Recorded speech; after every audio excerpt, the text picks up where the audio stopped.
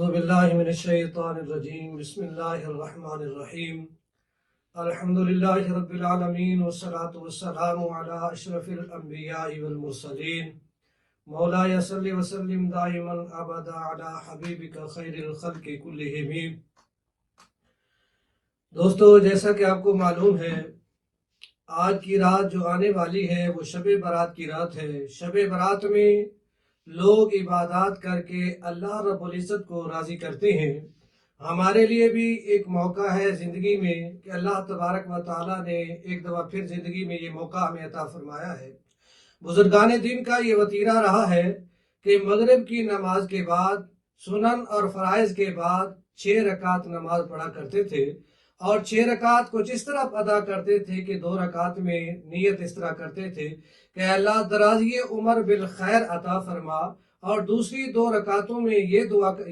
اس طرح نیت کرتے تھے، اے اللہ ہمیں اپنے سوا کسی کا محتاج نہ رکھ، اور آخری 2 رکعتوں میں یہ اس طرح نیت کرتے تھے، اے اللہ ہمیں جو ہے نا آفات و بلیات سے محفوظ رکھ۔ اور 2 رکعتیں ادا کیسے کرنی ہیں؟ 2 رکعتیں اس طرح ادا کرنی ہے، سورہ فاتحہ کے بعد 3 مرتبہ سورہ اخلاص، اور ہر یعنی 6 رکعتوں میں اسی طرح یہ نماز ادا کرنی ہے، اور ان 2 رکعتوں کے درمیان میں جو ہے نا 21 مرتبہ سورہ اخلاص بھی پڑھی جا سکتی ہے۔ اور یہ رات عظمتوں والی برکتوں والی رات ہے۔ جس طرح ہمارے ملک میں کرونا وائرس جیسی وبا پھیلی ہوئی ہے، اور یہ رات توبہ والی رات ہے، اللہ رب العزت سے توبہ کر کے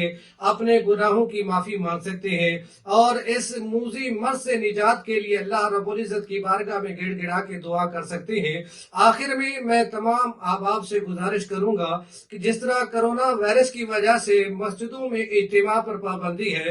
اور ہمارے لیے ایک موقع اور ایک غنیمت ہے کہ ہم اپنے گھروں کو مسجد بنا لیں، اور اپنے بہن بھائیوں کے ساتھ، اپنے ماں باپ کے ساتھ جو ہے نا